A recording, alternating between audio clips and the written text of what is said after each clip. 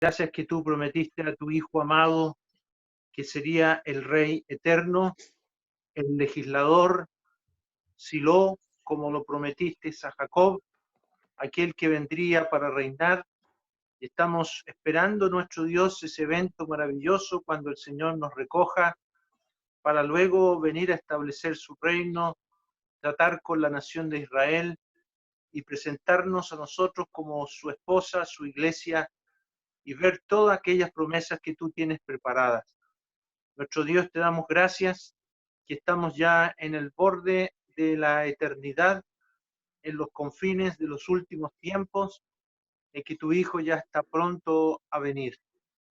Y así, nuestro Dios, estando en estas condiciones, confinados, podemos reunirnos de este modo para poder conocernos y escuchar tu palabra con la esperanza única y sin igual de la venida de tu Hijo.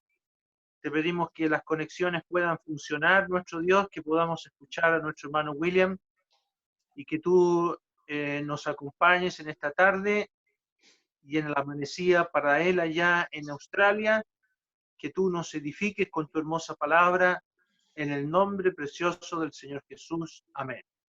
Amén. Bueno, vamos a cantar el himno número 144. Dice: avívanos, Señor, sintamos el poder del Santo Espíritu de Dios en todo nuestro ser. Avívanos, Señor, con nueva bendición, inflama el fuego de tu amor en cada corazón. El 144, vamos a cantar.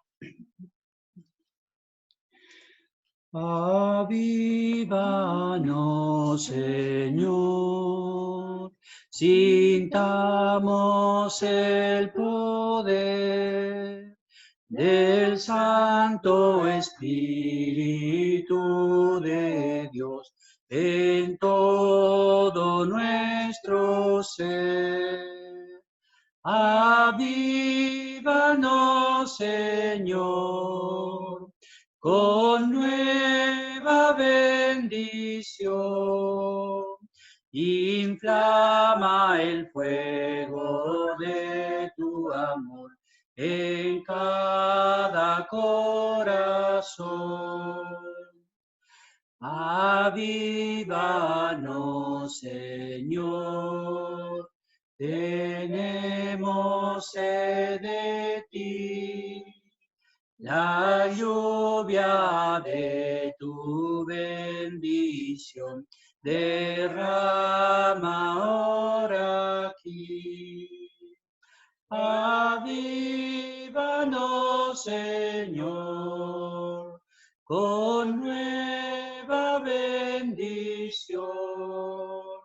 Inflama el fuego de tu amor en cada corazón.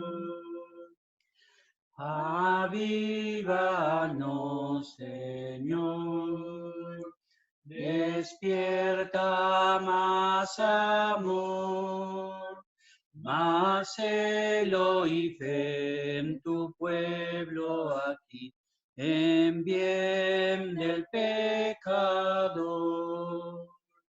Avívanos, Señor, con nueva bendición. Inflama el fuego de tu amor en cada corazón. Bueno, damos gracias al Señor que podemos estar conectados por medio de esta plataforma, y aunque no entendemos todo esto de la pandemia que está azotando al mundo, nos ha permitido el Señor conocer hermanos de diferentes lugares del mundo que posiblemente no lo hubiésemos conocido, la obra. El otro día estuvimos viendo la obra en Centroamérica, en Panamá, y ahora vamos a cruzar el mar. Y nos está acompañando nuestro hermano que es originario creo que de Venezuela, ¿sí? El hermano Williams Alcana está encomendado a la obra allí en Australia. Así que va a tener el privilegio y la responsabilidad de compartirnos la palabra y también un informe de la obra allí en Australia, que hace algunos meses ha sido noticia por los grandes incendios que ha habido. Así que le vamos a dejar el micrófono a nuestro hermano desde Australia, que nos decía que actualmente ahora es jueves, así que estamos viajando al futuro para escuchar la palabra de Dios. Así que adelante, hermano. Muchas gracias, hermano Raúl, hermano Camilo. Muchísimas gracias por el privilegio de poder compartir con los hermanos allá en Argentina, en Chile y también en otras partes algo de la palabra del Señor. Vamos a leer con la ayuda del Señor en la carta del apóstol Pablo a los romanos, en el capítulo 12.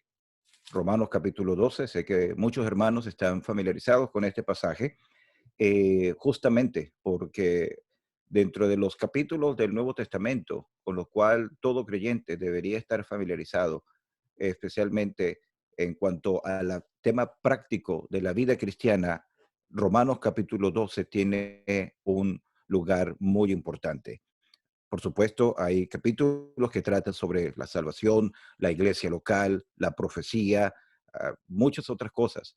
Pero en cuanto a la vida cristiana en general, lo que el Señor espera de un creyente en Cristo, alguien que haya nacido de nuevo, y no solamente lo que el Señor espera, sino además lo que se espera dentro de la iglesia y lo que se espera también el creyente en el mundo, lo tenemos especialmente presentado aquí en Romanos capítulo 12. Entonces, el capítulo es muy hermoso, sin embargo, solamente quiero leer los 2 primeros versículos y después haremos algunas aclaratorias sobre el resto del capítulo también. Pero leamos Romanos capítulo 12 desde el versículo 1. Dice la palabra del Señor: así que, hermanos, os ruego, por las misericordias de Dios, que presentéis vuestros cuerpos en sacrificio vivo, santo, agradable a Dios, que es vuestro culto racional. No os conforméis a este siglo, sino transformaos por medio de la renovación de vuestro entendimiento, para que comprobéis cuál sea la buena voluntad de Dios, agradable y perfecta. Vamos a dejar hasta aquí la lectura y confiamos que el Señor siempre bendice la lectura y la exposición de su santa palabra. En la carta escrita a los romanos, el apóstol Pablo presenta en los primeros capítulos el tema tan importante de la justificación, conectado, por supuesto, en el contexto general de la salvación.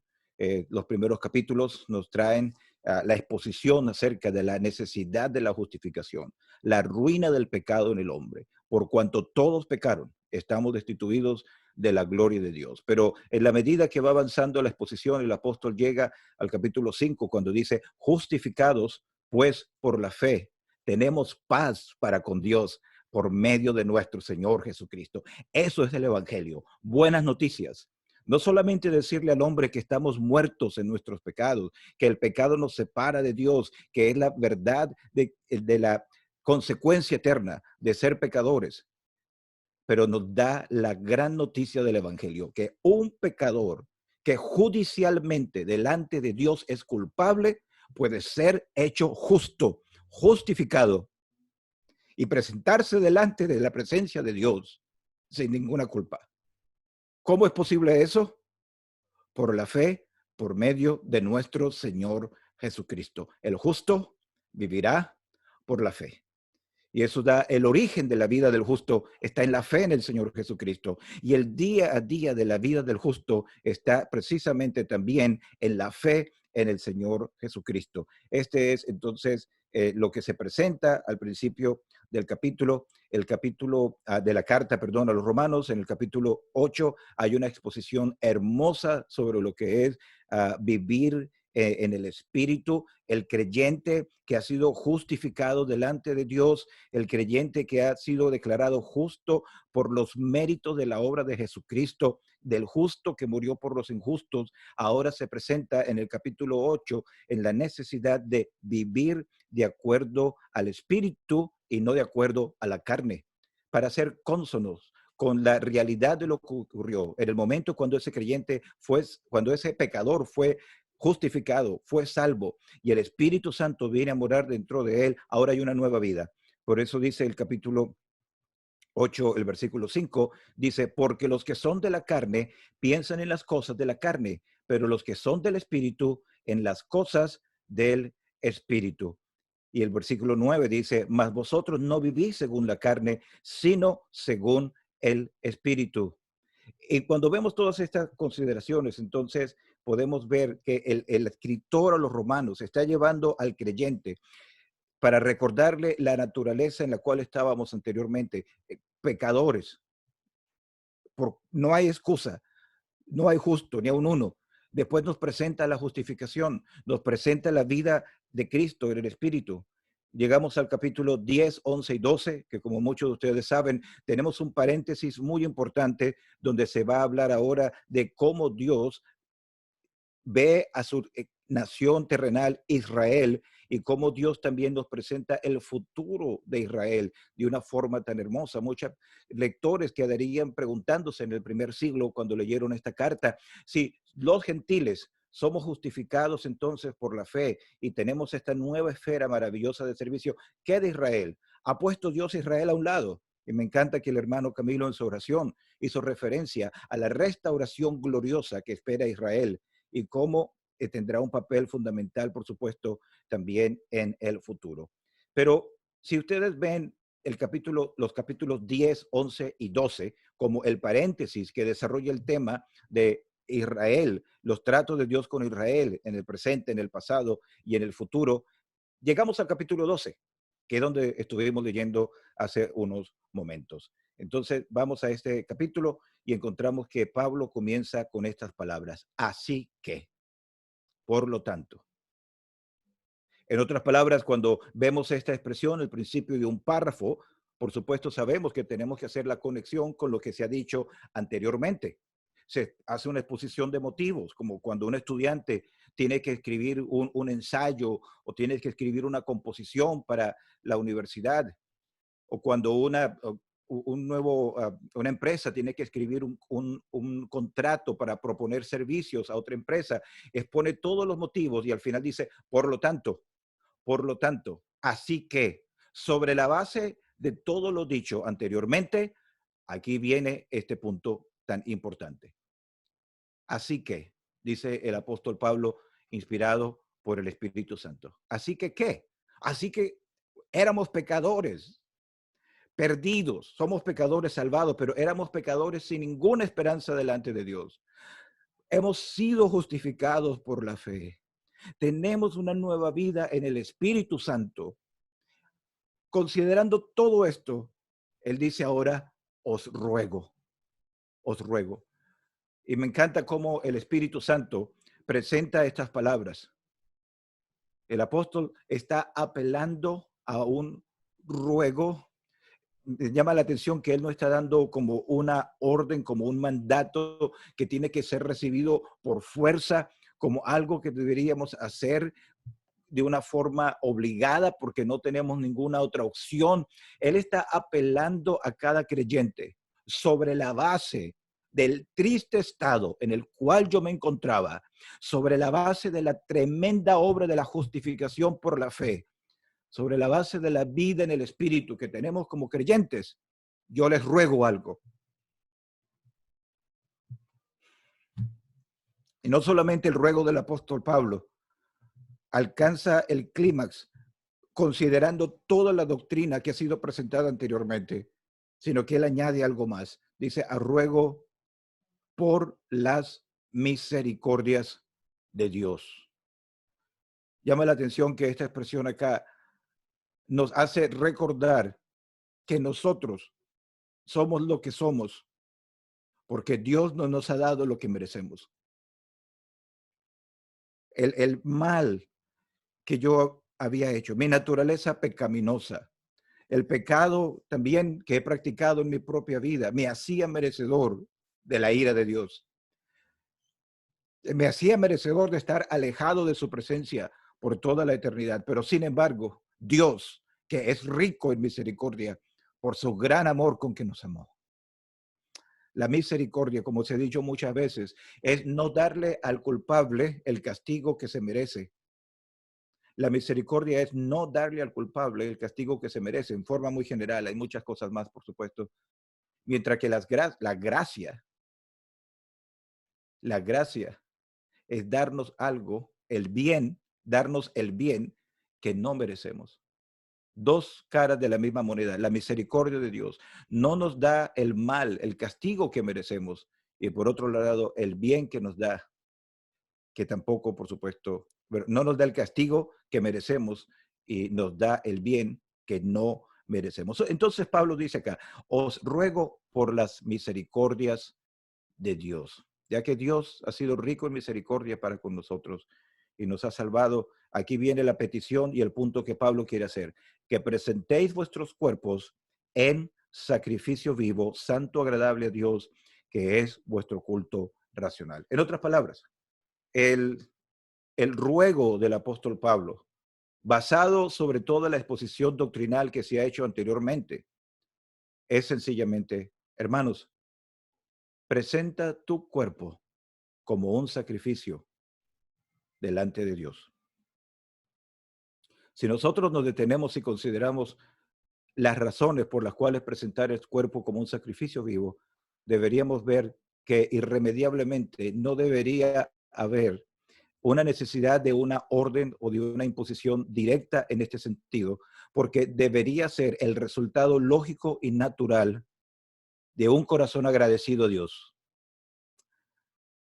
Es interesante notar que la expresión acá, un sacrificio vivo, santo, agradable a Dios, está conectado con la primera de las 5 ofrendas que encontramos en el libro de Levítico. Muchos de ustedes sabrán que en el libro de Levítico encontramos en los primeros capítulos varias ofrendas, de las cuales hay 5 que son las más grandes, las más importantes, y la primera de ellas es llamada en nuestra Biblia en español la ofrenda del holocausto. El holocausto, capítulo 1 de Levítico. En esa ofrenda habían varias cosas importantes que quisiera poner en consideración para entender lo que significa un poco lo que el apóstol Pablo está presentando acá. Las ofrendas levíticas se clasificaban en las ofrendas que eran de olor grato y las ofrendas que estaban relacionadas con el pecado, la ofrenda por el pecado y la ofrenda por la transgresión, por la culpa. Pero las ofrendas de olor grato, las 3 primeras que se hablan en el libro de Levítico, de la cual el holocausto es la primera, eran ofrendas que tenían que presentarse de forma voluntaria. En otras palabras, no eran producto de haber hecho algo que demandaban el presentar un sacrificio, como las ofrendas por la culpa y la ofrenda por el pecado. Se había hecho algo malo y para poder restituir el gozo de esa comunión, había que traer una ofrenda y presentarla. Había que hacerlo de forma obligada. Era lo que la ley demandaba. Había que presentarlo. Pero la ofrenda de olor grato, y eso se enfatiza mucho en el libro de Levítico, cuando se presenta eso al principio, donde habla que había que hacerlo de forma voluntaria.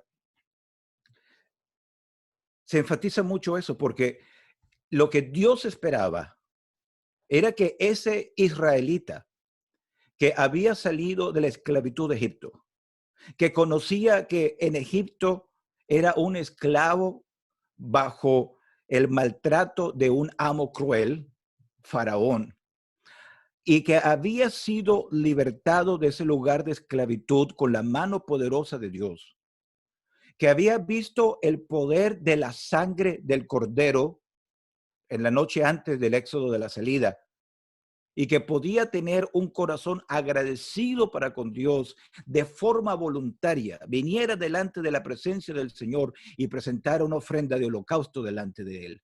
La ofrenda del holocausto, entonces, era una ofrenda que estaba relacionada con la gratitud de cada uno de los hijos de Israel. Que cada uno de los hijos de Israel pudiera sentir ese deseo interno para ser movido con toda su fuerza y decir, yo era un esclavo en Egipto, tenía el amo cruel, Faraón, nos maltrataba, pero nuestro Dios nos sacó, nos redimió. Y la noche antes de salir, la sangre del cordero fue derramada, fue esparcida en la parte de afuera de nuestras casas, en los dinteles de la puerta. Nos sacó con mano poderosa, nos abrió el mar rojo, nos sostuvo en el desierto, nos dio pan del cielo a comer. Y cuando llega entonces a la tierra, ¿cuál debería ser entonces la actitud? Un corazón lleno de agradecimiento que trae la ofrenda al altar. Es el mismo contexto que tenemos acá. El holocausto, por supuesto, nos habla de la persona de Cristo en muchos sentidos también. La ofrenda del holocausto tenía que ser no cualquier animal, tenía que ser lo mejor, lo más selecto que se podía encontrar para presentarlo delante de Dios. Y por supuesto, el único que agradó completamente al Padre con su pensamiento, con su obra, con sus palabras, fue el Señor Jesucristo. Él es está tipificado completamente en la ofrenda del holocausto. Pero además de eso, también tenía que ser presentado completamente. Había otros tipos de sacrificios en los cuales el ofrendante, la persona que traía el sacrificio, podía comer. Y habían otros en los cuales el sacerdote tenía su porción también. Pero la ofrenda del holocausto era completamente consagrada para Dios. Era completamente quemada en el altar. Su cabeza, las extremidades, todos los órganos internos, todo era presentado sobre el altar y se quemaba por completo y subía olor grato a la presencia de Dios. Y Dios quedaba satisfecho por ver a ese hijo de Israel, a ese israelita que con un corazón lleno de gratitud, agradecido por toda la redención y todo lo que había encontrado delante de Dios, podía presentarlo y así Dios estaba totalmente satisfecho. Esa era la ofrenda por el holocausto. Por supuesto, eso nos habla de Cristo. Cuando el ofrendante traía su ofrenda, su sacrificio, la víctima para ser presentada, él tenía que colocar su mano sobre la cabeza y de esa manera, cuando la ofrenda era sacrificada sobre el altar y el humo ascendía al cielo, él podía ver que Dios había aceptado el sacrificio y que por lo tanto Dios lo había aceptado a él también. Hermanos, recordemos algo muy importante. Nosotros somos aceptos, como dice Efesios, en el amado. Si nosotros somos aceptados en la presencia de Dios hoy como sus hijos y algún día sabemos que seremos aceptados en su presencia por toda la eternidad, no es por los méritos nuestros.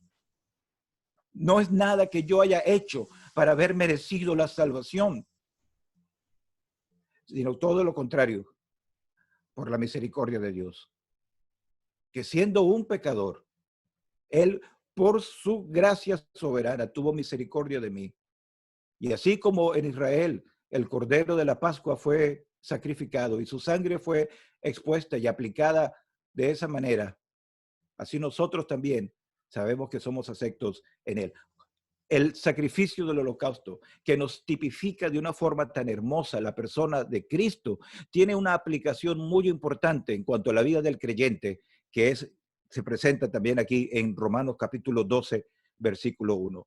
Fíjense entonces en esto, presentar nuestro cuerpo como un sacrificio vivo.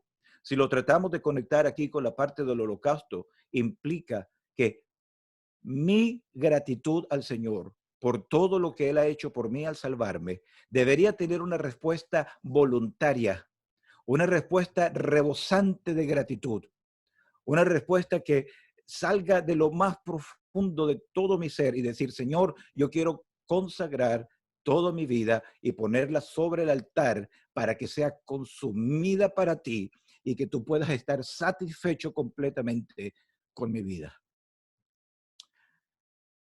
Eso es algo tremendo, hermanos.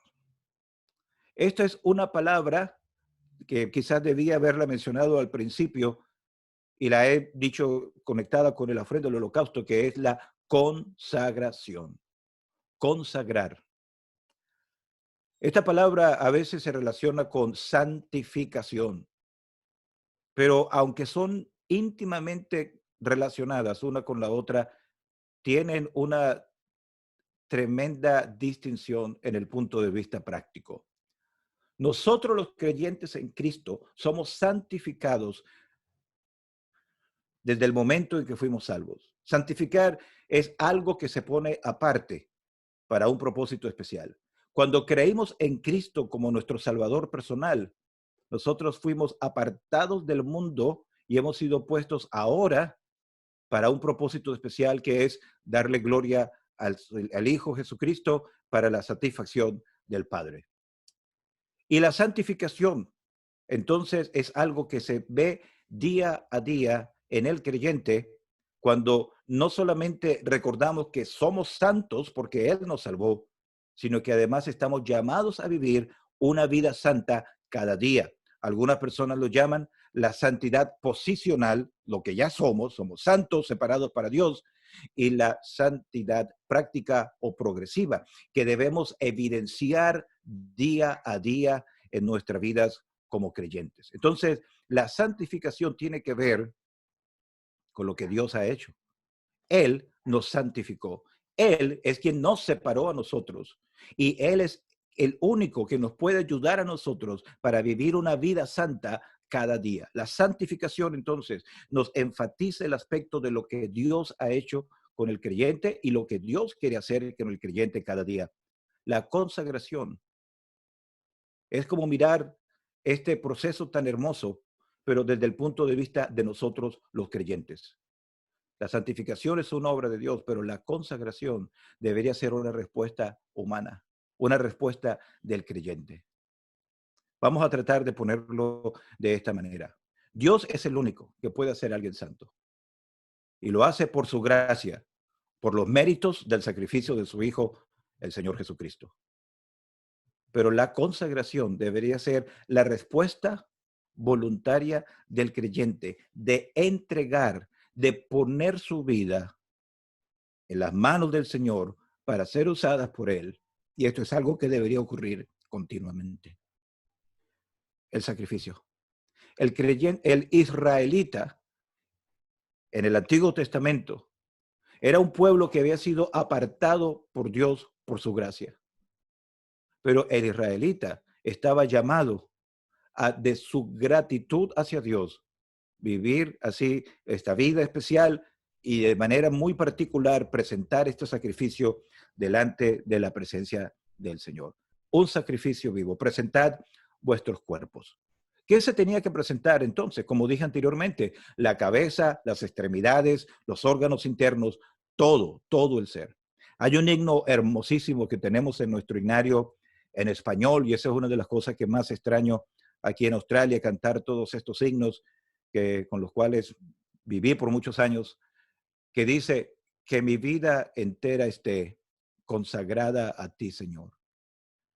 Y ese himno hace referencia a que mis pasos al andar, que mi boca al hablar. Hay otro himno que dice que habla acerca de dar mis manos, dar mis pies, dar mi corazón, dar todo al Señor. Pienso en la cabeza, nuestra mente, que nuestros pensamientos sean presentados como sacrificio en el altar. Pienso en nuestros oídos, que lo que yo oiga sea solamente para el Señor. Mi boca, lo que yo hablo, lo que yo digo. Pienso en mis manos, lo que yo hago con ellas. Pienso en mis pies, a dónde voy, dónde me muevo, el andar del creyente, su testimonio. Pienso en nuestro corazón, lo que yo amo. El Señor dijo, no solamente que le amamos a Él, porque Él nos amó primero, lo que yo no debería amar, hijitos míos, no améis al mundo. El que ama al mundo, el amor del Padre no está en él. Mi mente, mis manos, mis oídos, mis labios, mi corazón, mis pies, todo, presentad vuestro cuerpo como sacrificio vivo, santo y agradable a Dios. El sacrificio es un sacrificio vivo. El sacrificio del holocausto, la víctima tenía que ser muerta primero. La sangre tenía que ser derramada para poder ser presentado. Pero el sacrificio que Dios está demandando acá de nosotros de forma de gratitud debería ser un sacrificio vivo, Que las personas cuando nos vean a nosotros en la iglesia, cuando nos vean en el mundo, en la esfera donde nos movamos, puedan ver que somos un sacrificio vivo, que mi vida cada momento ha sido puesta delante de Dios para agradarle a Él. Por eso dice que es un sacrificio vivo. Pero dice además un sacrificio santo, porque ese sacrificio ha sido puesto aparte para el Señor. Y además también dice un sacrificio que sea agradable a Dios. Qué bueno, porque a veces hacemos sacrificios para agradarnos a nosotros mismos o para agradar a otros, pero debemos siempre recordar, nuestra vida debe ser para agradarle a Él en primer lugar. Algunas personas muy equivocadamente, e incluso algunos creyentes sin mucha sabiduría, dicen, este es mi cuerpo, esta es mi vida, yo hago con él lo que yo quiera. Los hermanos no tienen que decirme nada, los ancianos no tienen que decirme nada, yo hago con mi cuerpo y con mi vida lo que yo quiera. Esto no es así. Nuestro cuerpo no es nuestro. El Señor pagó un precio por él. Somos redimidos. Legalmente, si pudiéramos usar esa expresión, nuestro cuerpo es suyo completamente. Él tiene el título de propiedad. Él pagó un precio. Y yo no puedo hacer con él lo que yo quiera. Debo ponerlo delante de él para que sea agradable a él, porque él fue el que pagó ese precio. Hago unos comentarios rápidos en el versículo 2. Me he extendido demasiado con el versículo 1. Pero hay dos cosas, por lo menos muy importantes, que hay que recordar acá en el versículo 2. Es la palabra conformarse y la palabra transformarse. Mire el versículo 2 otra vez. Dice, no os conforméis a este siglo, sino transformaos por medio de la renovación de vuestro entendimiento. Conformarse, transformarse. Dos cosas opuestas. Conformarse quiere decir hacerse igual a la forma. Si ves un modelo de algo y quieres ver otra cosa que se parezca a eso, tienes que conformarlo, tienes que hacerlo que se vea igual. Vamos a suponer, mis hijos, por ejemplo, cuando estaban más pequeños, les gustaba mucho jugar con los bloques de Lego. ¿Sabe cuáles son? Unos bloques de plástico que se conectan unos a otros. Y ellos miraban en la caja del regalo, de la caja de Lego afuera, una foto de lo que había dentro, ya sea un automóvil, una casa, a veces una estación de bomberos. Y ellos tenían que tratar de armar sus piezas de Lego para que fuese exactamente igual a lo que había en la foto del lado afuera. En otras palabras, ellos lo que estaban haciendo tenía que tomar la forma de lo que ellos veían allí. Tenían que conformarse. No podían crear algo nuevo. Lo podían hacer, pero si lo hacían, no iba a ser exactamente lo que estaba allá. Y había una ocasión que había como un concurso para los niños que jugaban con Lego, de tratar de presentar la obra que más se pareciera al original de lo que se estaba presentando. Y por supuesto, para poder participar, tenían que mostrar que ellos sabían conformarse con el modelo que tenían que presentar. No podían cambiar nada. Pero aquí dice, no os conforméis a este siglo. Sabemos que la expresión a este siglo se refiere a este mundo. Y hablando del mundo, por supuesto, está hablando del sistema que está bajo la influencia de Satanás. En el aspecto social, religioso, moral. En ese sentido, el mundo entero está bajo el maligno, en ese sentido, por supuesto. En otras palabras, lo que está diciendo el apóstol Pablo, ya que hay que presentar nuestros cuerpos como un sacrificio vivo, no nos podemos conformar al mundo, no podemos copiar el modelo del mundo. No podemos dejar que mi vida como creyente vaya a transportar los valores, la idiosincrasia, la forma de hablar, la forma de comportarse, la forma de vestir, la forma de vivir, de acuerdo a lo que es el mundo. Porque dice, y recuerden la importancia de ver los versículos en contexto, conectarlos uno con otro, ya que yo soy llamado de forma voluntaria, por gratitud al Señor, a presentar mi cuerpo como un sacrificio vivo, ¿cómo me voy a conformar al mundo? Imposible. Sino más bien yo debo ser transformado.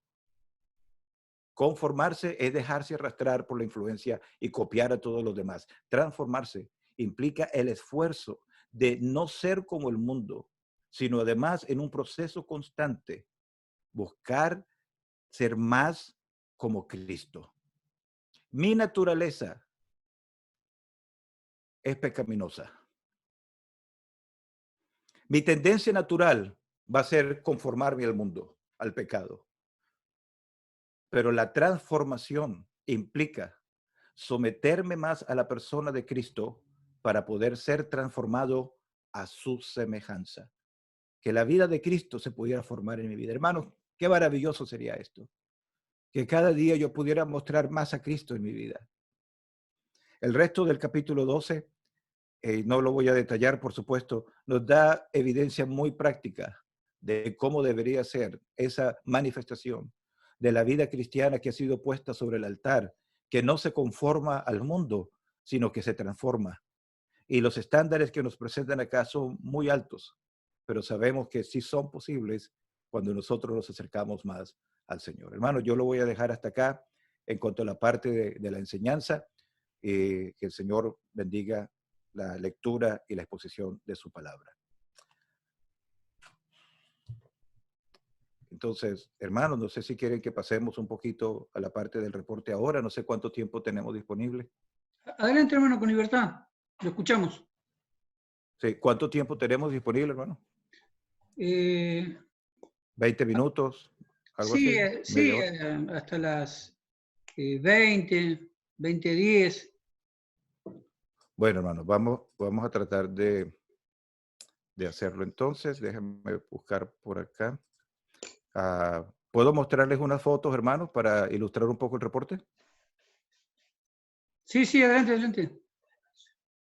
Bueno, hermano, entonces vamos a mostrarle algunas cosas por acá que esperamos sean de ayuda para su motivo de oración también. Ok, quisiera primero que nada presentarles a mi familia. Mi esposa se llama Kylie. Ella es originaria de aquí de Australia, de Gympie. Y con sus padres fueron a servir al Señor en Colombia. Sus padres fueron a servir al Señor en Colombia y llevaron su familia, por supuesto, cuando Kylie tenía como 7, 8 años.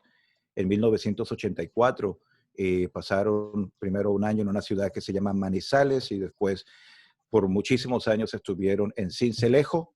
En el año 2000, mi suegro fue secuestrado por la guerrilla de Colombia, las FARC, las Fuerzas Armadas Revolucionarias de Colombia. Y después de un corto tiempo, gracias al Señor, cuando fue liberado, él vino a Venezuela, fue a Venezuela por un tiempo, después estuvo en Australia y al regreso se estableció en Venezuela hasta el año pasado. Mi suegro y mi suegra, Eduardo Smith y la señora Ruth, después de muchos años, 35 años entre Colombia y Venezuela, el año pasado vinieron acá a Australia y están establecidos ahora aquí en Brisbane. Mis hijos, 4 hijos, los 3 muchachos están acá. El mayor se llama Williams Edward, el segundo se llama Michael, después viene Timothy y la niña Eunice Michelle. Los 3 muchachos ya son salvos. La niña, bueno, está muy pequeñita todavía, 5 años, y por supuesto oramos por ella. Entonces pedimos sus oraciones. Como el hermano dijo al principio, yo soy venezolano, nací por supuesto ya en Venezuela, allí fui salvo, y nací 2 veces. Estuve en una asamblea en una ciudad que se llama Maracay, estado de Aragua, después estuve en Caracas, en la capital del país, pero también tengo raíces colombianas. Mi mamá es colombiana por nacimiento y con toda la crisis que hay en Venezuela, que ustedes ya entienden, ella 2, 3 años atrás volvió a vivir a Colombia y mis hermanos se establecieron otra vez allá. Entonces, y mi esposa, por supuesto, vivió en Colombia por muchos años, entonces tenemos mucha conexión con los hermanos colombianos. Pues, en cuanto a la obra aquí en Australia, brevemente, fuimos encomendados a tiempo completo a la obra del Señor en el año 2013 por la asamblea de Conference Hall en Brisbane, en Australia. En esa asamblea, varios hermanos han sido encomendados de allí para otras partes. El hermano Neil Thompson fue encomendado allí para la obra en Venezuela. El hermano Alan Knott y su primera esposa fueron encomendados de allí para la obra en Colombia también. Australia es un país próspero materialmente, goza de un clima subtropical en la mayor parte del país. Desde el punto de vista humano, por supuesto, es muy atractivo. Nosotros tenemos viviendo permanentemente en Australia desde el 2004, casi 16 años ya.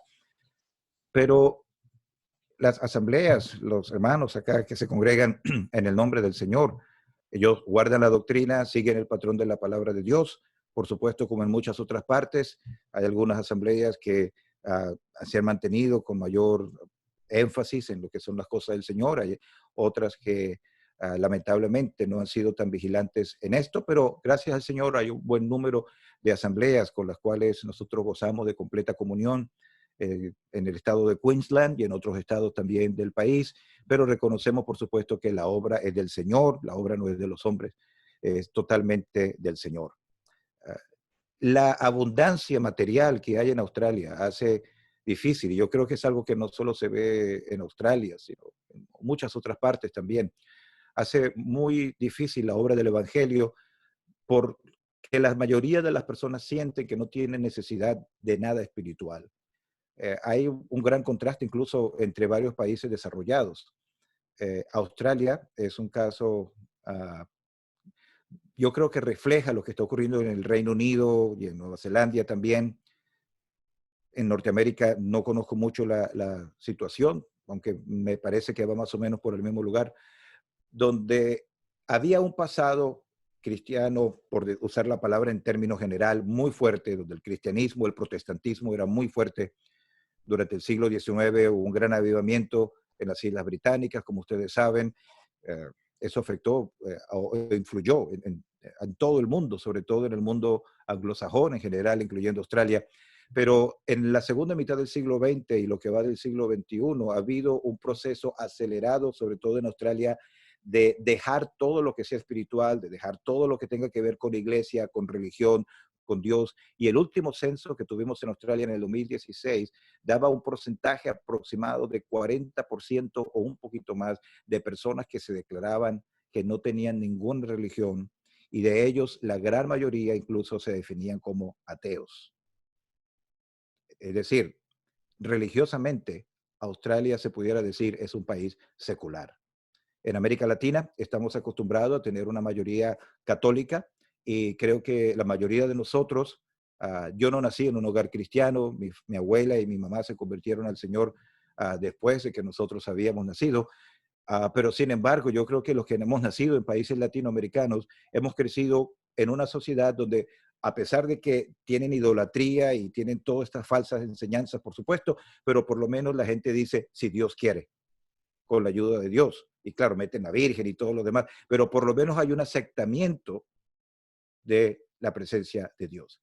En Australia es lo contrario, es una sociedad muy secular, muy, y no solamente secular, sino que me he dado cuenta en los 16 años que tengo ya casi viviendo acá, que es antagonista a lo que es el Evangelio. Aquí se habla mucho de tolerar, de armonía, y tienen un día especial para celebrar la multiculturalidad de Australia, como hay personas de todo el mundo y se ha recibido gente con los brazos abiertos, lo cual es verdad, pero se acepta todo, musulmán, budistas, sintoístas, todo lo que sea. Y a esas personas se le da derecho para que puedan propagar todo lo que quieran.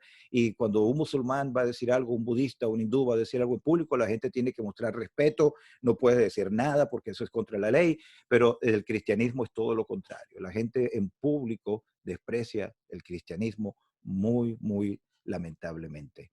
Eso, hay muchos ejemplos que pudiera dar y yo sé que no era así en Australia, según me dicen los hermanos mayores hace años. No era, por supuesto, el caso. Hay leyes y ordenanzas municipales en algunos estados y municipios donde prácticamente no se puede tener predicaciones del evangelio al aire libre, que algo que era muy común. Hermanos que tienen sus carpas para tener series especiales de predicación, cada vez se les va cerrando más y más las puertas para poder tener una carpa en un sitio público para predicar el evangelio. Ha sido algo que se usaba mucho en el pasado, pero que en estos días las municipalidades, las alcaldías cancelan todos los permisos. Distribución de folletos se hace también muy difícil. La mayoría de las personas no recibe un folleto en la calle cuando se va a distribuir. Es muy, muy, muy raro. Nos ha pasado muchas veces donde tratamos de salir a distribuir folletos, nos llega un funcionario de la alcaldía, nos llega un policía y nos dice, usted no puede hacer eso. O sea, usted no puede entregarle el folleto a alguien en la mano, porque eso es obligar a alguien a aceptar lo que usted está haciendo. Usted tiene que pararse en la calle con el folleto en la mano así, y si alguien quiere parar y retirarlo de su mano, está bien, pero usted no puede ofrecerlo, no puede hacer eso. Entonces, como ustedes se imaginan, no se puede parar en una esquina con los folletos en la mano, nadie va a venir a tomarlo. Las predicaciones al aire libre que se hacían mucho, todavía hay algunos hermanos que tienen libertad en algunas partes para hacerla. La asamblea donde me congrego, Conference Hall, por más de 100 años tenía un permiso para predicar al aire libre en una calle muy céntrica, en Queen Street. Ese permiso fue cancelado y ya no se puede hacer de esa manera. Entonces, es la idea con la cual lo presenta el gobierno es que no se le puede dar privilegio a una religión sobre la otra, porque ellos ven el cristianismo como una religión. Sin embargo, hay libertad de culto, de acuerdo a la Constitución. Ellos dicen que dentro de nuestros locales tenemos libertad completa de hacer todo lo que queramos, predicar, enseñar, con tal de que, por supuesto, el ruido no traspase las partes de afuera. En los hogares, nuestros hogares privados, podemos hacerlo personalmente.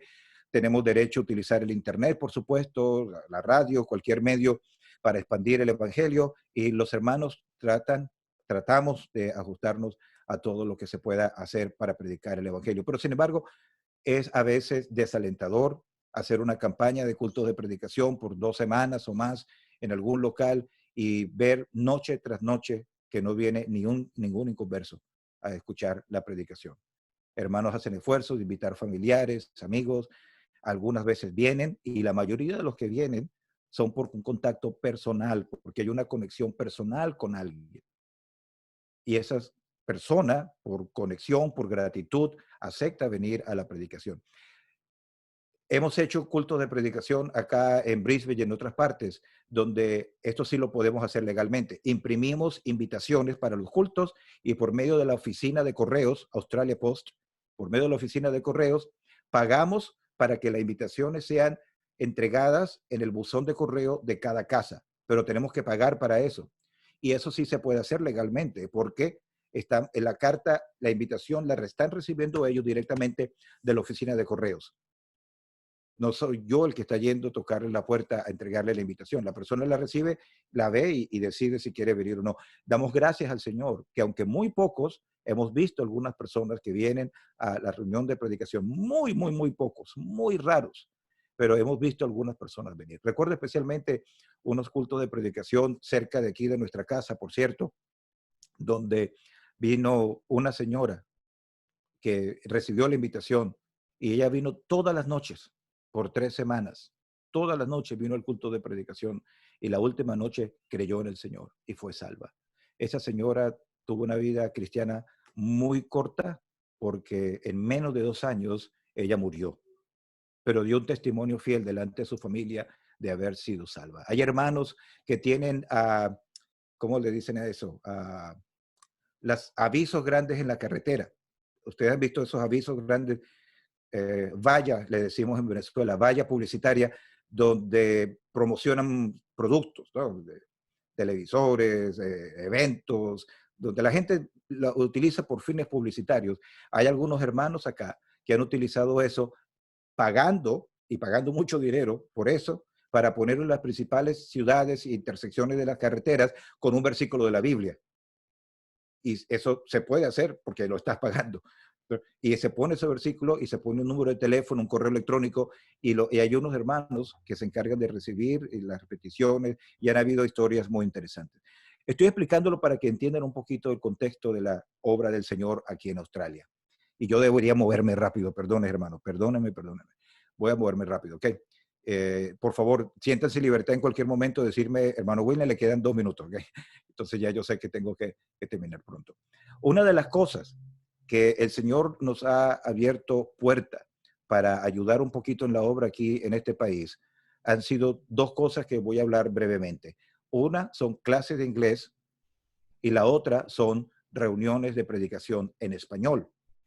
Lo de la clase de inglés nace precisamente porque al ver la dureza y la indiferencia de la mayoría de los australianos para recibir un folleto, para hablarles acerca del Señor, me di cuenta, yo mismo siendo emigrante en este país, viniendo de otra cultura, de otro idioma, me di cuenta que cuando salíamos a repartir algún folleto, casi siempre los únicos que lo recibían eran personas que venían de otros países.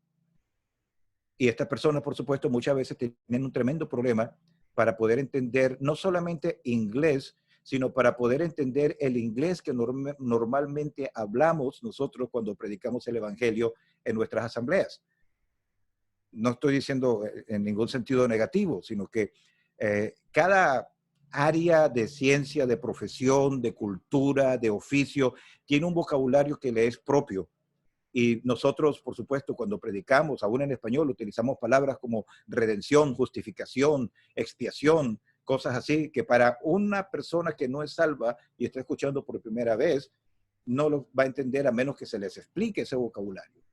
Como esas no son palabras que se utilizan todos los días en castellano, por ejemplo, imagínense una persona de habla hispana que está aprendiendo inglés, no está familiarizada con esa terminología en español y la escucha en inglés. Y aparte de eso, de una persona que cuando predicamos normalmente hablamos rápido, no hacemos pausa, estamos predicando con pasión y unos más que otros, por supuesto, y eso hacía muy difícil que nuestros contactos de habla hispana en general pudieran entender. En Venezuela, yo me gradué en el área de Relaciones Industriales y Recursos Humanos. Trabajé en eso, en la industria petrolera, fui profesor en la universidad en esa área por un tiempo, pero al llegar a Australia, por varias razones, estudié para ser profesor de inglés y me gradué y trabajé en esa área aquí en Australia por casi 7 años antes de ser encomendado a la obra del Señor. Trabajaba con un instituto del gobierno y tenía estudiantes de todas partes del mundo. Viendo todo eso, el Señor puso en nuestro corazón el deseo y la necesidad de poder utilizar eso como una manera de alcanzar personas para Cristo. Y aprendí de hermanos de asambleas, sobre todo en Canadá, asambleas muy sanas, muy conservadoras, con las cuales tenemos comunión y conocemos mucho de los predicadores de esos lugares, que esas asambleas tenían muchos años haciendo clases gratis de inglés para la comunidad dentro del local, como una forma de que esas personas pudieran entrar al local y pudieran así escuchar algo de la palabra de Dios y servir como contacto para conectarse con el resto de la comunidad. Hablamos con los hermanos ancianos, oramos por ese propósito y ya que había tenido la oportunidad de estudiar y graduarme y trabajar como profesor de inglés en Australia, comenzamos a hacerlo. Esa es la foto que ustedes tienen allí enfrente. Esa foto que ustedes ven allí, hay personas de Taiwán, de Japón, de Corea, de Brasil, Colombia, Irak, por lo menos en esa foto. Comenzamos hace 8 años, creo, más o menos, y comenzamos con un grupito muy pequeño, al principio mayormente colombianos, que por cierto, colombianos es el grupo más grande de hispanohablantes que hay en Brisbane. Comenzamos solo con ellos y después se fue extendiendo hacia personas de otras nacionalidades. Utilizamos diferentes medios. Yo salía a la calle donde veía a alguien que parecía que era estudiante internacional o venía de otro país, le entregaba una invitación que hicimos en varios idiomas para venir a las clases de inglés. Ha sido una tremenda bendición. En esta foto hay un hermano que nos ayuda mucho, se llama Ashley. Él y el hermano Herb, que está aquí sentado, ellos nos ayudan muchísimo, sobre todo Herb desde el principio, Ash más en los últimos 2 años. Como ustedes ven, ese es un comedor, esa es la parte del comedor del local de Conference Hall. Tenemos unas mesas, la gente se sienta alrededor y en cada lección que reciben ellos se tiene que aprender un versículo de la Biblia. Entonces, utilizamos la Biblia, el versículo evangelístico, como el vehículo para ayudarlos a ellos a aprender inglés. Algunos son totalmente principiantes. Tienen muy poquito conocimiento del idioma. Otros son intermedios, otros son más avanzados. Así que hay que hacer la clase muy dinámica para tratar de involucrar a todos en el aprendizaje. Pero por lo menos ese versículo, los que entienden inglés lo reconocen inmediatamente. Ese es Juan 3:16 en inglés, porque de tal manera amó Dios al mundo. El versículo, subrayamos las palabras importantes, revisamos la pronunciación, el significado. A veces tenemos que hacer como mímicas para ilustrar lo que significa la palabra, buscar sinónimos. Ellos pueden buscar en su teléfono la traducción de las palabras más difíciles. Generalmente no los dejo utilizar traductor todo el tiempo, pero se explica el versículo, se repite de memoria, todos juntos al mismo tiempo, después grupo por grupo, y empiezo con el borrador a borrar palabras. Por lo menos puede ser que borre la palabra gave, el verbo él dio, y después borro otra palabra. Y la gente tiene que seguir repitiendo el versículo, recordando la palabra que fue borrada. Y así sigo borrando más palabras hasta que al final el pizarrón, no sé cómo le dirán ustedes allá, perdón, la pizarra, le decimos en Venezuela, queda totalmente en blanco. Y de tanto repetirlo y de explicarlo, la persona se aprende el versículo de memoria. Y se lleva no solamente la palabra de Dios, así en un folleto que se le puede dar y se lo damos, sino que además aprende la palabra de Dios. Al final de cada lección se hace una comida. Y las hermanas de la asamblea muy amablemente traen comidas calientes de su casa o la terminan de preparar en el local, traen pollo guisado, carne en salsa, arroz, ensaladas, algo muy, muy, muy bien hecho. Y para muchos de estos muchachos que vienen a estas lecciones, esa es la mejor comida que reciben durante toda la semana. Y claro, como la cocina está allá atrás y ellos están sentados acá, ellos huelen la comida. Y yo les digo, el que no se aprende el versículo no va a comer. Y entonces ellos dicen, no, bueno, nos aprendemos el versículo.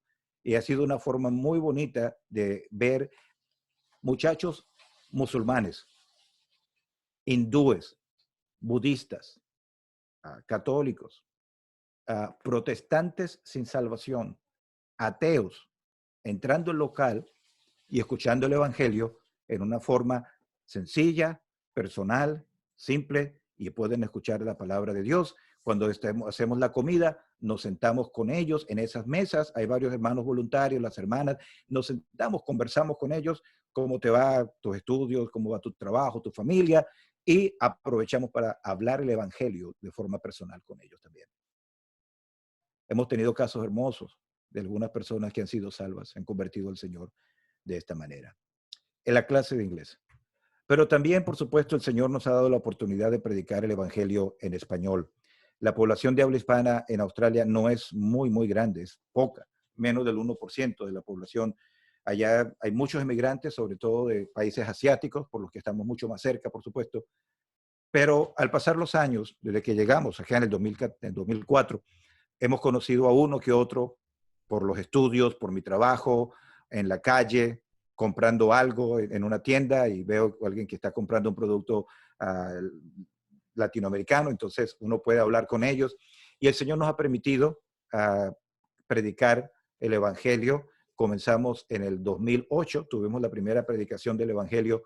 Aquí está un hermano que se llama Leonardo Walker, Len Walker, que también es australiano, su esposa Nérida. Ellos vivieron en Manizales, Colombia, por mucho tiempo. Creo que vivieron en Armenia también al principio. Y de este otro lado está mi suegro, el señor Eduardo Smith. Ellos, por supuesto, viven ahora acá y ellos ayudan también con la predicación en español. Hay algunos nuevos creyentes que han sido salvos en los últimos años, que están en comunión y también están ayudando con la predicación del evangelio. La gran mayoría, esta fue una foto que tomamos después de una reunión. La gran mayoría de los que están acá son colombianos. Gente de Bogotá, de Medellín, de Cali, las ciudades grandes sobre todo, gente de clase media que viene a estudiar acá inglés, y el Señor nos ha permitido tener contacto con ellos. Nos hemos dado cuenta de lo importante que es relacionarse con ellos de una forma personal para poder así llevarles algo de la palabra de Dios. Entonces, bueno, no voy a poder hablar más de eso. Quisiera, aunque sean 10 minutos, poder decirles algo sobre Papúa Nueva Guinea. No sé si están viendo el mapa allí. Aquí está Sudamérica, aquí está Argentina, Chile, aquí esto abajo, creo más o menos que es donde está la mayoría de ustedes. Creo que esa es la región que se dice Patagonia, ¿no? Me perdonan si no Sí, sí, ahí abajo. Gracias, hermano. Sí. Bueno, entonces, bueno, imagínense, por aquí están ustedes, Venezuela, por supuesto, acá, Colombia, el Océano Pacífico, y del otro lado está Australia, está Nueva Zelanda, serían estas dos islas que están acá, y en la parte de arriba del mapa de Australia está esto que está acá, que estoy poniendo como en un círculo, que es Papúa Nueva Guinea. Si ustedes ven, perdón, la isla se divide en dos partes, como en dos mitades. La mitad de este lado es el país de Papúa Nueva Guinea, junto con otras islas, y del otro lado es Indonesia. Pero en este mapa se ve un poquito mejor. Esa es la parte de la isla principal, que es Papúa Nueva Guinea, junto con todas las otras islas pequeñas que están aquí alrededor. Papúa Nueva Guinea está muy cerca de Australia, pero está muy lejos en muchas otras cosas, culturalmente, en muchísimas otras cosas, espiritualmente está muy lejos. Es súper interesante, fascinante este país por muchas, muchas, muchas razones. Es un país, por supuesto, que está conformado por diferentes grupos étnicos, por diferentes tribus. Se estima que en ese país hay 800 tribus diferentes y cada tribu habla su propio idioma. 800 idiomas aproximadamente en un solo país. Una población aproximadamente de 11 millones de personas. Ellos han sido colonia británica o fueron colonia británica, después estuvieron bajo la administración del gobierno australiano por muchos años hasta que lograron su independencia en 1975. Pero durante todos los años de la colonia había completa libertad para misioneros de todas las iglesias, de todos los grupos, ir a Papúa Nueva Guinea. Y muchísimas personas, incluyendo misioneros de asambleas en los años 40 y 50, especialmente después de la Segunda Guerra Mundial, se hizo una labor de evangelización y de dedicación en todo el país, hasta el punto que no hay un rincón en Papúa Nueva Guinea prácticamente donde no haya una iglesia de cualquier tipo. Y claro, estamos usando la palabra iglesia en el sentido que se utiliza normalmente en el mundo. Entonces, mucha gente piensa en Papúa Nueva Guinea como selva, salvajes que nunca han escuchado la palabra de Dios, y entonces vamos allá y le predicamos a gente que no sabe nada de Dios ni de Jesucristo. Yo creo que los que no saben nada de la palabra de Dios y Jesucristo están aquí en Australia. Hemos encontrado más personas en Australia, australianos, no estoy hablando precisamente de inmigrantes, estoy hablando de australianos, jóvenes sobre todo, las nuevas generaciones, que se están criando sin nunca haber leído una Biblia, sin nunca haber estado dentro de una iglesia. Mis hijos, recuerdo hablando con los vecinos que ya están más grandes, hace unos años, estaban hablando acerca del arca de Noé, y esos niños no tenían la más remota idea de quién era Noé. Nunca habían escuchado del diluvio, nunca habían escuchado del libro de Génesis. Una vez en la época de Navidad, la gente, por supuesto, la mayoría del mundo celebra la Navidad, y los niños estaban hablando con otros niños y les estaban diciendo acerca del nacimiento de Jesucristo. Nosotros sabemos que el Señor Jesucristo no necesariamente nació en diciembre, pero el mundo católico, donde nosotros venimos, los países latinoamericanos, lo asocia con el nacimiento de Jesucristo. Estos niños no tenían la más remota idea de que la historia de la Navidad estaba relacionada con el nacimiento de Jesucristo. Pensaban que era la celebración de Santa Claus, San Nicolás, Rudolf, los venados, los duendes, todo eso, pero no tenían la más remota idea. Entonces, por eso cuando digo los paganos que no han escuchado de Dios están más bien en Australia. En Papúa Nueva Guinea, la mayoría de la población se considera a sí mismo cristiana. No necesariamente eso quiere decir que sean salvos, como ustedes saben muy bien, pero por lo menos lo que estoy tratando de enfatizar acá, lo que quiero enfatizar es que nosotros no estamos haciendo una labor pionera en el sentido de predicarle a gente que nunca había escuchado hablar de Dios o Jesucristo. Hay mucho temor de Dios, hay mucho respeto por las cosas de Dios. Totalmente diferente a lo que pasa acá en Australia, por supuesto.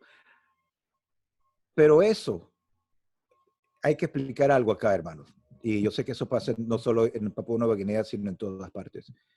Muchas personas creen que porque van a una iglesia o pertenecen a cierto grupo, denominación o lo que sea, son cristianos y son salvos. Y eso, por supuesto, no es así. El hecho de que tengan temor de Dios es algo bueno, pero no quiere decir que sean salvos. Ese ha sido el gran reto de nosotros cuando hemos ido a predicar allá. Llegamos a un sitio, por ejemplo, a una aldea, y vamos a predicar. Y la persona nos dice, aquí nosotros somos cristianos, somos cristianos. Entonces decimos, bueno, ¿cuándo creyó usted en el Señor? ¿Cuándo fue salvo? Dice, no, no, no, yo pertenezco a la iglesia tal, yo nací en esa iglesia, yo pago mis diezmos, yo participo en las actividades. Y lo curioso de esto es que en Papúa Nueva Guinea hay como una mezcla de ese sentimiento de cristianismo religioso con las costumbres ancestrales de las tribus. Por ejemplo, una práctica muy común a lo largo de toda Papúa Nueva Guinea es las peleas entre las tribus. Ocurren en algunas zonas más constantemente que en otras. Arco, flecha, lanza, machete, rifle casero, se pelean por tierra, se pelean por comida, se pelean por animales, sobre todo cerdos, que son muy comunes y apreciados allá, se pelean por mujeres, algo, y eso ocasiona muertes, incendios, todo eso. Y todos esos que están peleando allí dicen que son cristianos. Pero están peleando, porque es parte de su cultura. Y mucha gente dice, pero tiene que respetar nuestras culturas. Estamos en Papúa Nueva Guinea. Claro, hay leyes, hay policías, hay cosas así, pero la ley y los policías no se meten en las peleas entre las tribus porque hay que respetar la cultura de la gente.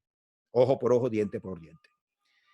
La poligamia, muy practicada a lo largo de Papúa Nueva Guinea. Y he conocido gente que se dice cristiana, están en una iglesia y tienen 2, 3 mujeres. Dice, pero esa es nuestra cultura, esa es nuestra cultura. Y las mujeres están contentas y las mujeres también dicen que son cristianas y también están en la iglesia. ¿No? Y el pastor lo sabe y el pastor los recibe y le recibe los diezmos, por supuesto. Entonces, esos es 2 ejemplos solamente que les doy de lo que es esa parte. Esa foto que ustedes ven allí, eso es el establecimiento de la primera asamblea que hemos tenido el privilegio de ver plantada en Papúa Nueva Guinea desde que hemos estado visitando allá con el Evangelio. Hubo una persona de esa parte del país que fue para Australia, tuvo una beca del gobierno de su país para hacer una maestría en educación y regresar otra vez a su país. El porcentaje de personas que estudia en Papúa Nueva Guinea es muy pequeño. Muy pocos van a la escuela y muy pocos van a la universidad. Y el gobierno enfatiza mucho el que pueda estudiar, lo ayudan, el que tenga el conocimiento, la habilidad, los medios, y algunas personas son becadas para venir a Australia a estudiar, que es el país desarrollado más cercano que ellos tienen, por supuesto. Bueno, una persona estudió acá, regresó a Papúa Nueva Guinea, pero cuando estuvo aquí en Australia, eso fue antes de yo llegar a este país, él escuchó el Evangelio cuando todavía los hermanos tenían permiso para predicar en la calle principal de Brisbane, en Queen Street Mall. Al tiempo, empecé a ir a las reuniones, creyó en el Señor, fue salvo, fue bautizado, recibido la comunión de la asamblea. Llegó el momento que se graduó y tuvo que regresar a su país. Ese fue el contacto para comenzar la obra del Señor en esta parte, en una provincia que se llama Gela, en esa parte de Papúa Nueva Guinea, y Western Highlands, es la otra provincia, como las tierras altas del occidente, sería más o menos la traducción. La obra no fue fácil al principio, hubo diferentes problemas, confusión, cosas que pasaron, pero gracias al Señor, después de algunos tropiezos iniciales, el Señor permitió que la obra pudiera levantarse otra vez.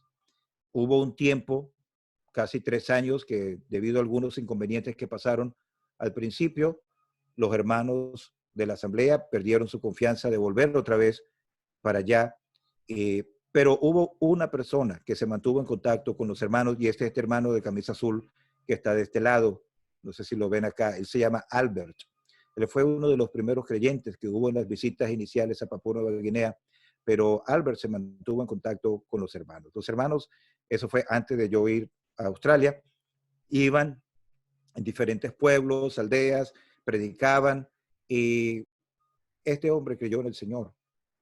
Y él, por supuesto, venía de conectado sus padres con una iglesia, con una denominación también, pero este hombre fue salvo, creyó en el Señor, fue bautizado, no fue recibido en comunión porque no había asamblea donde ser recibido en la comunión, Pero en todo ese tiempo, Albert hizo algo muy importante. Él tenía su Biblia, los hermanos le dieron una Biblia y él leyó su Biblia, estudió su Biblia. Tenía el Espíritu Santo, tenía la Biblia. No tenía conferencias, no tenía revistas, no tenía comentarios, no tenía diccionarios de inglés o griego o de nada, no tenía apoyo de otros hermanos que le enseñaran. Nunca había estado en un culto, en una asamblea, nunca había presenciado la cena del Señor, pero este hermano se puso a estudiar su Biblia y mantuvo correspondencia no constante, pero ocasionalmente con este hermano que está sentado acá, que se llama Alf Grant. Y mucho para mérito y la gloria para el Señor, por supuesto, pero también del esfuerzo de este hermano. Este hermano, usted puede conversar con él hoy en día sobre temas de casi cualquier parte de la Biblia y él sabe de lo que usted está hablando. Usted puede hablar con él de Levíticos, usted puede hablar con él de Isaías, de Romanos, y él recuerda, porque él se ha dedicado a leer y estudiar su Biblia. A veces pienso que nosotros tenemos muchas distracciones en los sitios donde vivimos. Y aunque tenemos tantos recursos, quizás no aprovechamos el recurso por excelencia que tenemos, que es la palabra de Dios. Albert no solo estudió la Biblia durante ese tiempo que los hermanos no fueron, sino que además Albert se dedicó a testificar personalmente de Cristo a su familia y a la gente de su propia aldea. Eso no es lo que deberíamos hacer todos. Vivir una vida cristiana delante de mi familia, de mis amigos, para poder darle testimonio de la fe en Cristo. Bueno, la gran mayoría de la obra que nosotros hemos visto desarrollada en los últimos 8 años en Papúa Nueva Guinea ha sido por esfuerzo de hermanos como Albert, nuevos creyentes que han sido salvos y han podido echar adelante. Aquí la asamblea, como ustedes ven, fue establecida bajo los árboles, sin ningún local donde reunirnos. 2 años, 3 años después pudimos ir y ayudarles a construir un local. Ese local, como ustedes ven, se construyó de manera muy simple. Fue el primero que se construyó ya sin paredes, sin un piso especial. Es bien, bien grande. Los hermanos tuvieron la visión, sobre todo Albert, de hacer algo como un tipo de un galpón para que la gente pudiera entrar. Hay que recordar que no hay electricidad, no hay agua, no hay internet, por supuesto. Se hizo de esa manera por razones de ventilación, de iluminación. Y también, bueno, por otras cosas también, aparte de eso, pero fue una bendición ver a personas que venían y escuchaban la palabra. Esta es otra visión del local. Ese es un versículo que dice, Cristo murió por los impíos en el idioma nativo de ellos, que es el Juli. Ahí pueden ver a un grupo de personas que estaban en la predicación en ese día. Este es el local desde la parte de afuera. La historia de cómo se construyó ese local fue muy, muy hermosa porque se hizo con mucho contratiempo. Como ustedes ven, una zona en la selva, en la montaña. Bueno, hermano, yo sé que ya me pasé, así que si quieren que termine o me hacen una señal, yo voy a tratar de mostrar la foto rápido acá, ¿ok? Esto es en otra zona que se llama Jiribí, donde hay que cruzar varios ríos con esto. La primera vez que pasamos había un solo tronco y no había dónde agarrarse uno para cruzar, ¿no? Para cruzar tuvimos entre 2 de los hermanos nativos, nos tuvieron que ayudar para cruzar, pero después lo pusieron así. O sea, eso que están viendo ustedes está súper bien, lo que ellos hicieron allí. Antes era totalmente diferente. La persona que va aquí caminando atrás, llevando la maleta, se llama Soti. Aquí lo pueden ver mejor. Las personas son muy bajitas allá. El hermano que está aquí de las gorras rojas se llama Michael Chapman. Si alguien está familiarizado con la obra en Colombia, Venezuela, habrá escuchado hablar de Pablo Chapman. Este es hermano menor de Pablo. Este se llama Michael. Él ha ido mucho a Papúa Nueva Guinea con nosotros. Este es el hermano Alf Grant de Conference Hall, la asamblea donde nos congregamos. Ha sido básicamente el hermano que ha sido más constante desde las primeras visitas y ahora que comenzamos a ir otra vez desde el 2013, ha sido muy, muy constante en esta obra. Este que está acá, Soti, tiene un testimonio muy, muy bonito. Él era uno de estos guerreros que no le daba temor salir con sus flechas, con su lanza, a pelear, a quemar casas, a matar, a hacer de todo. El testimonio es largo, pero no hay tiempo de contarlo ahora, pero Soti creyó en el Señor. Él escuchó la predicación del Evangelio. Un creyente nos dio permiso para predicar en la escuela primaria, que son muy pocas las que hay allá. Y el día que fuimos a predicar el Evangelio a esa escuela, no solamente le predicamos a los niños, el hermano que es maestro invitó a los niños a que trajeran a sus padres. Muchas de estas personas tienen que caminar 2 y 3 horas descalzo por la selva para llegar a esa escuela. Soti hizo eso. Él llegó allí, escuchó el evangelio. Y la historia es muy bonita, pero con muchos más detalles. Pero lo importante es que él creyó en el Señor. Él fue a su aldea de regreso y comenzó a hacer lo que Albert hizo en su propia aldea, a predicarle el evangelio a su familia. Él decía, yo no sé mucho de la Biblia, pero yo sé que yo era un pecador perdido, que Cristo murió por mis pecados, yo creí en él y yo soy salvo. Eso es lo que él decía. Y le hablaba de Cristo, no hablaba de religión, no hablaba de iglesia, no hablaba de diezmos, hablaba de creer en Cristo, de arrepentirse de su pecado y creer en Cristo. Eso era lo que él predicaba. Y por supuesto, una tremenda necesidad de enseñanza sistemática, de doctrina de la asamblea, por supuesto. Y cuando nosotros vamos, el tiempo se nos consume completamente en predicar, enseñar, aconsejar, hablar. Allá no se puede hacer reuniones de noche, porque de noche no hay electricidad. De noche, cuando se pone el sol, la gente se recoge, va a dormir. Normalmente, toda la mañana la pasamos predicando el evangelio al aire libre. Vamos a un puente, vamos a un mercado, vamos a una intersección, en una aldea, con los hermanos, tratamos de animarlos para que ellos también tomen parte y prediquen. Con un traductor tenemos que predicar, por supuesto. Sí, la mañana normalmente la dedicamos a la predicación y la tarde normalmente la dedicamos a enseñanza, a ministerio, y no solamente la enseñanza pública desde la tribuna, sino también a reunirnos con hermanos y que ellos hagan preguntas. A ellos les encanta hacer preguntas y gracias al Señor que tenemos un libro que tiene la respuesta, no nosotros, y podemos referirlos a la palabra de Dios. Esto es allí en Jiribí. Esta es la zona donde vive Soti y eso fue uno de los primeros cultos que hicimos allí con algunas hermanas y hermanos, algunos nuevos creyentes, visitantes. Y estos hermanos construyeron su local. Este es el río donde se hacen los bautismos allá en Jiribí. Y este es el local que los hermanos construyeron. Mucho más pequeño que el local de Erebo.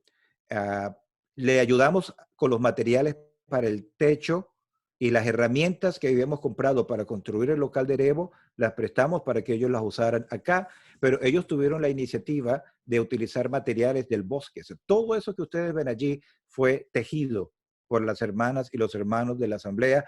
Aquí ven la asamblea de Jiribí, es pequeña, como ustedes ven, pero miren el piso. Todo eso fue tejido a mano. Las paredes, todo eso. Hay una carta gráfica allá atrás en inglés que le llevamos por lo menos para que vean los dibujitos de la predicación y el techo sí se los dimos nosotros y les ayudamos con algunas otras cosas, pero hicieron una labor muy bonita estos hermanos. Este es otro lugar que se llama Mukmap. Ya les hablé de Erebo, la primera asamblea, les hablé de Jiribí, donde viene Soti. Este es el tercer lugar. Hay 4 solamente que les voy a mostrar. Se llama Mukmap. Unos hermanos, 2 familias de Erebo se mudaron a esta zona donde hay muchas plantaciones de café. Hay muchas fuentes de empleo para las personas de Papúa Nueva Guinea. Se mudaron para allá por razones de empleo y desde que llegaron comenzaron a predicar. Y comenzaron a hablar del evangelio, del Señor, le preguntaban a qué denominación pertenecen, dónde está tu pastor, todo eso. Y ellos decían, nosotros nos congregamos en el nombre del Señor. Los hermanos predicando a sus vecinos, su familia, vieron algunos interesados, algunas personas siendo salvas, algunas personas que eran genuinamente salvas, pero en la confusión de las otras iglesias se acercaban a preguntar y ver las razones bíblicas, y el Señor permitió que se abriera una obra en ese lugar. Para llegar a ese lugar, en Mukmap, hay que manejar desde Mount Hagen, que es una ciudad más o menos grande, y llegar por una carretera muy mala hasta este río. Este río, como ven, no hay puente. La única forma de cruzarlo es nadando. Si usted sabe nadar y se atreve a nadar, porque hay muchas cosas debajo de esa agua. Y además de eso, la otra manera es cruzar en una de estas. No sé si ven este pequeño grupo de personas que está aquí en el medio del río. Eso es como una llanta inflable enorme de un camión. Y hay niños que están parados en la orilla del río y si usted quiere cruzar, usted le da unas moneditas y puede cruzar en eso hasta el otro lado. Este bote que ustedes ven acá casi nunca está de servicio porque le entra agua por todas partes. No es sencillamente confiable. Una vez nos metimos allí, cuando íbamos por la mitad del río, yo creo que había más agua dentro del bote que lo que había afuera. Bueno, claro que no, eso es una exageración, pero hubo los muchachos que nos estaban llevando tuvieron que utilizar una soga amarrada para poder terminar de llevarlo hasta la otra orilla.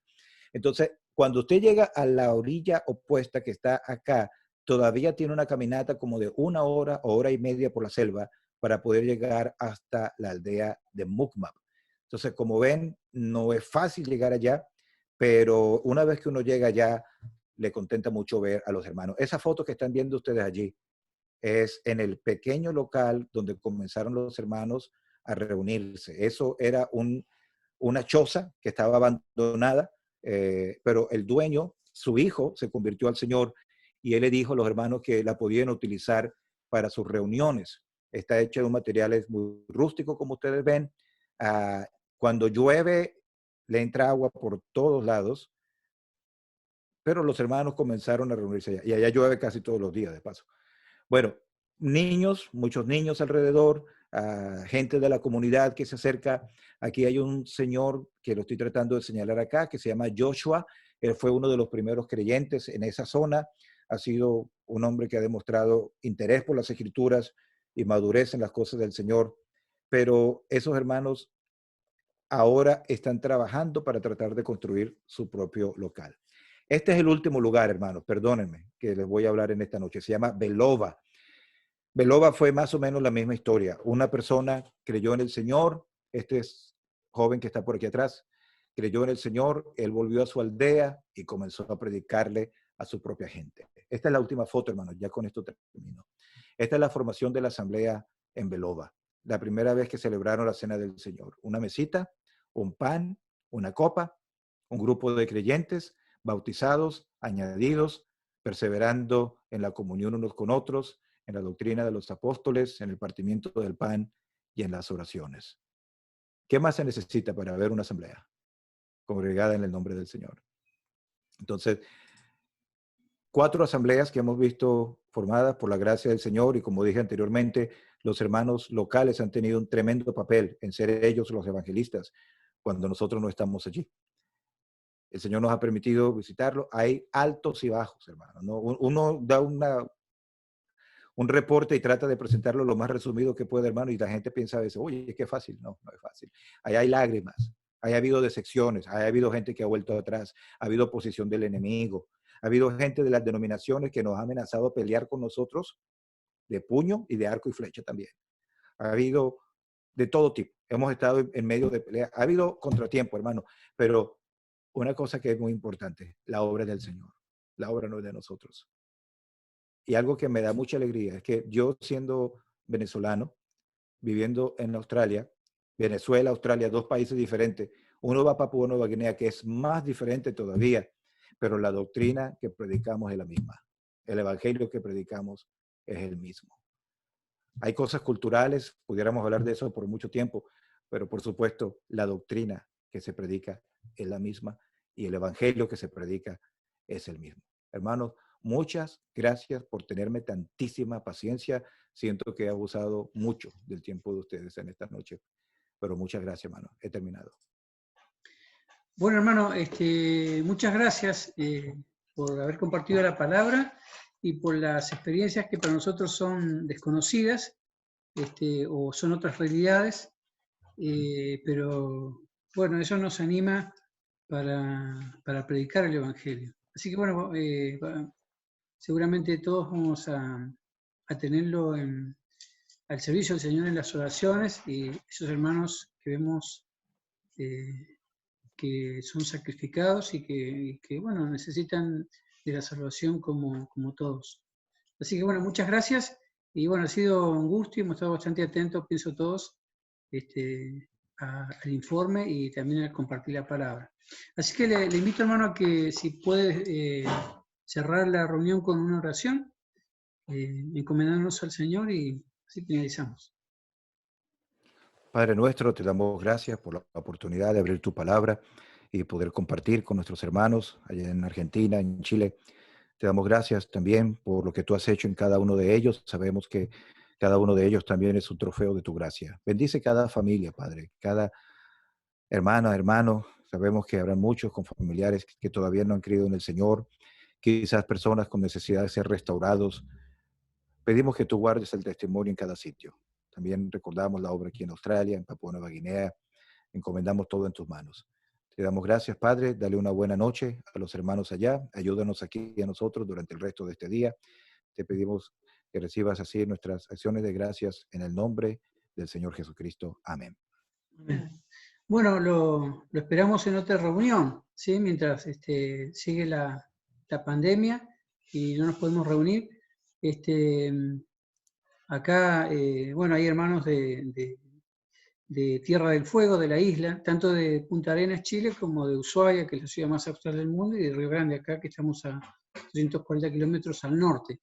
Y también muchos hermanos de Chile, ¿sí? De diferentes lugares de Chile, desde un extremo a otro, hay hermanos, y también de Argentina. Así que, gracias hermanos, y vamos a abrir los micrófonos por si está el chat también, por si usted quiere, si alguno tiene una pregunta o quiere intercambiar con el hermano. Pueden activar los micrófonos, el que quiera. Y bueno, muchas gracias nuevamente. Que el Señor le bendiga a usted y su familia. Gracias, hermano. En verdad, perdóneme por lo de la hora. Yo vi cuando íbamos pasando la hora y dije, bueno, voy a tratar